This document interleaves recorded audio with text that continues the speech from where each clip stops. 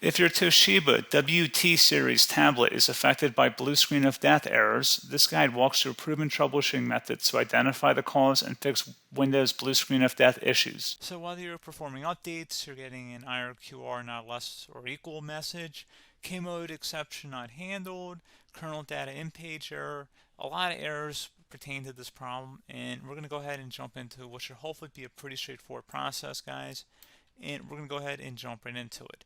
So first thing I'd recommend doing would be to actually go ahead and boot to the troubleshooting utility on Windows 11. So if you do a hard power off 3 times in a row, Windows should automatically attempt to launch the starter prepare utility. And if it doesn't find anything, it will give you the option to select advanced settings, in which case it will take you to a screen that looks like this. Now, if it does not take you to a screen that looks like this, or you're unable to get to that, you can also download the Windows 10 Media Creation Utility, or Windows 11. They probably will make a creation utility for Windows 11 at some point. And it doesn't really matter. You can actually run the Windows 10 utility on Windows 11 as far as I'm aware. And you should be able to run the troubleshooting utilities built in within it. So you just would go ahead and download it to an ISO file and then burn it to a DVD or USB. It'd have to be about 4 gigabytes or more. It couldn't be a small USB flash drive, and it couldn't be a CD. It'd have to be a DVD. And then you boot your computer from it. So depending on the computer manufacturer, you'd have to tap a different key on your keyboard in order to launch that menu, in order to select what boot drive you want to go off of. So it could be anything between the escape key, F2, F8, F12, for example. And those are the function keys on the top of your keyboard. So you may have to just do a little bit of trial and error. Shouldn't take you more than a couple minutes. Googling it would probably be best before you even begin. But anyway, we're ready to go ahead and jump right into it. So we're on the choose an option page. So these will look very similar whether you're booting from it directly within Windows itself, or if you're plugged in a USB flash drive with the media creation utility installed and you selected the recovery option. So when you are setting up your Windows 11 installation or Windows 10, depending on the drive you're using, there should be an option to repair your computer in the bottom left corner of the dialog window, one of the first screens that comes up. You go ahead and select that, and then it would take you to a troubleshooting screen like you see here. And you want to go ahead and select troubleshoot, reset your PC, or see advanced options. And then there are going to be a whole bunch of options in here that we're going to explore in today's video. The first one, we're going to actually go underneath advanced options and then select startup prepare, fix problems that keep Windows from loading. So go ahead and select that first.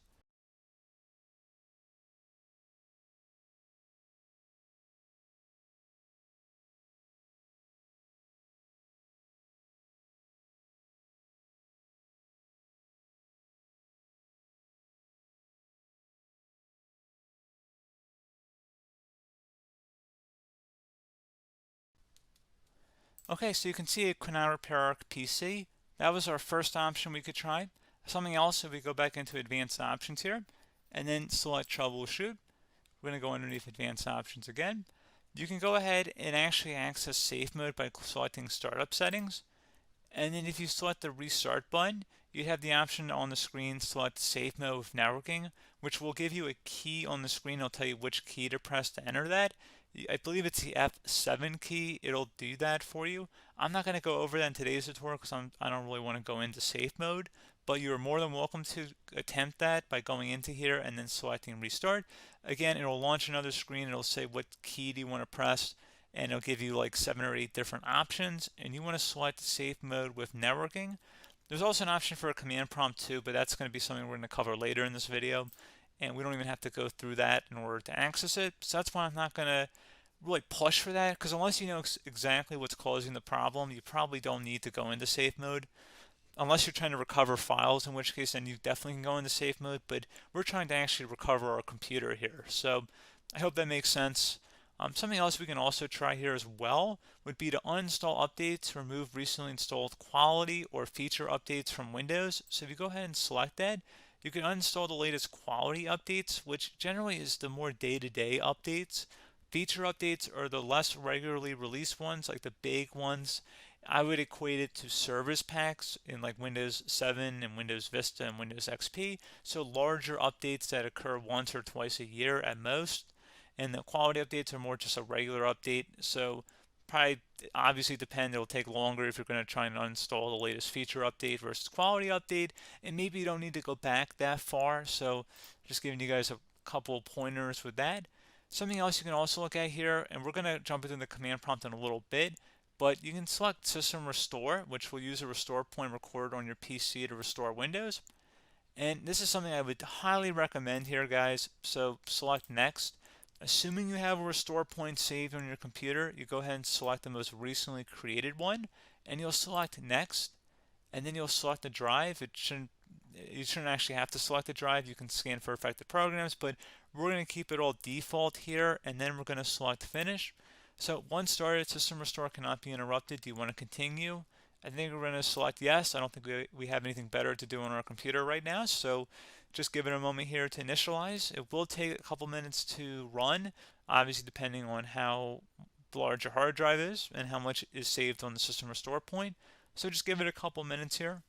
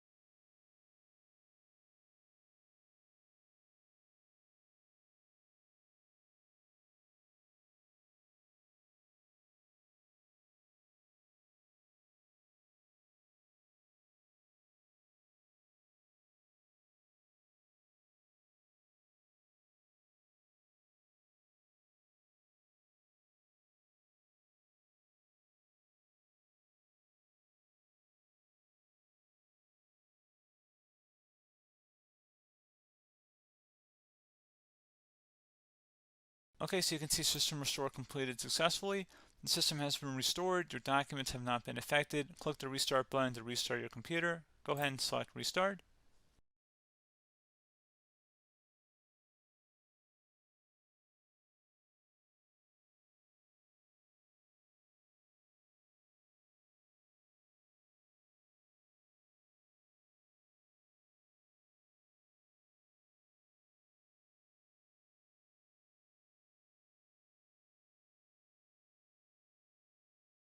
Okay, so you can see the system has been restored successfully.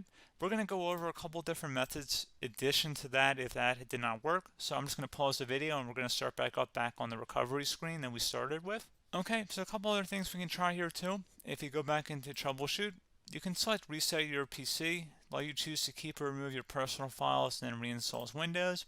You can select to keep my files, which will remove apps and settings but keeps your personal files. You can also select remove everything, which will remove all of your personal files, apps, and settings. So this is more of a factory reset, the second option here. First option, it should not delete all of your personal files. However, it will pretty much clear most of your programs. And keep in mind, there's no guarantee that your information, number one, is even still available and easily recoverable on your computer to the point that you actually would be able to recover anything. And the second point is that there's always a chance that it won't actually recover and it will just do a factory reset anyway. So there's no guarantee that actually would keep your files anyway. So I would recommend trying to get a recovery tool and backing that up first before selecting it anyway.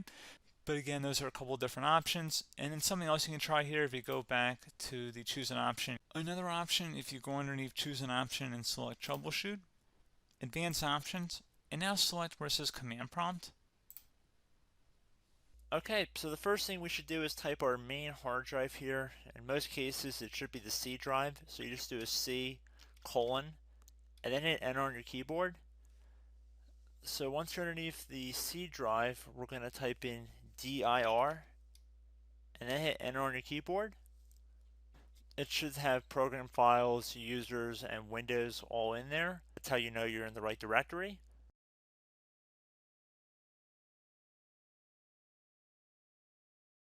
In some cases, it might be the D drive as well, so just keep that in mind.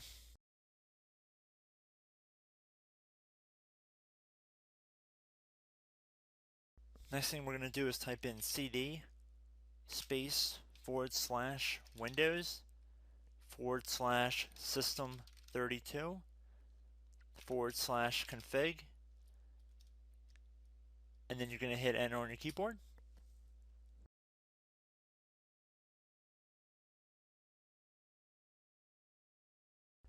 So now you're going to type md space backup. If you've seen other tutorials, it might also say to put down md backup. That's because the backup name is pretty common when you want to back something up. So you can name this whatever you want, doesn't have to be backup. So if you've already made a backup folder in the past, you could do backup 1, for example. So once you're done setting the name you want the backup to be called, hit enter on your keyboard again.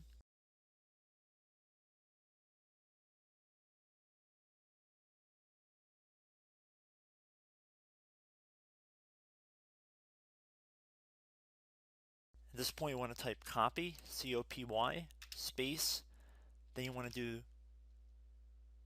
the star symbol above the 8 key, then do a period or a dot, whatever you want to call it, then another star sign, and then another space, and then type backup, and then hit enter on your keyboard.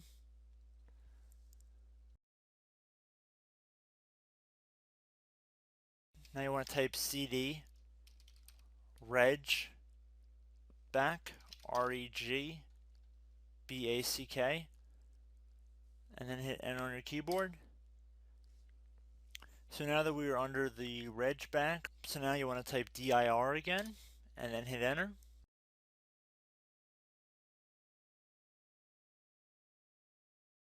So now at this point we're going to type copy again. So copy, space, star sign, dot, another star sign, space, and then 2 dots.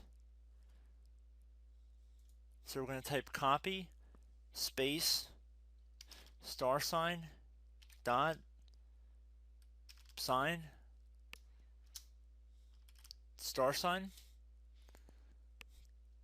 dot, dot, and then hit enter on your keyboard again.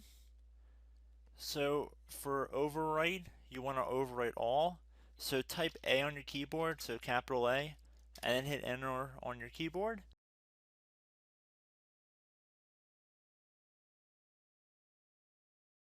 So at this point, you should be good to go. You can close out of the command prompt window, and if you accidentally continue to Windows 10, you should be all set.